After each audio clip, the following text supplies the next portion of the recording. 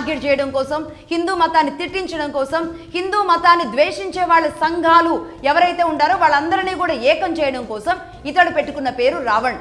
ఇది ఈ విషయంలో ఇప్పుడు ఈ టైం డ్యూరేషన్లో అతడు సక్సెస్ఫుల్గా రావణుడి తిట్టిస్తున్నాడు.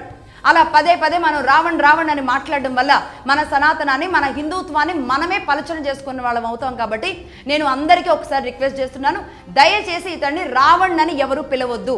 ఎందుకంటే ఇప్పటి వరకు ఏ పోలీస్ స్టేషన్లో కానీ అతడి పేరు రావణ్ అని ఎక్కడ కూడా నమోదు కాలేదు. ఇతడి సర్టిఫికెట్లు కూడా ఎక్కడ బయటికి రాలేదు. అలాగే ఇతడు ఎక్కడా కూడా అతడి పేరు జోసెఫ్ అయితే ఇప్పటి వరకు మొత్తం ప్రభుత్వ దగ్గర ఉన్నది జోసెఫ్ అనే ఉంది, బచ్చలకూరి జోసెఫ్ అనే ఉంది. ఎక్కడ ఇతడు గెజెట్ తీసుకున్న దాఖలాలు కూడా లేవు.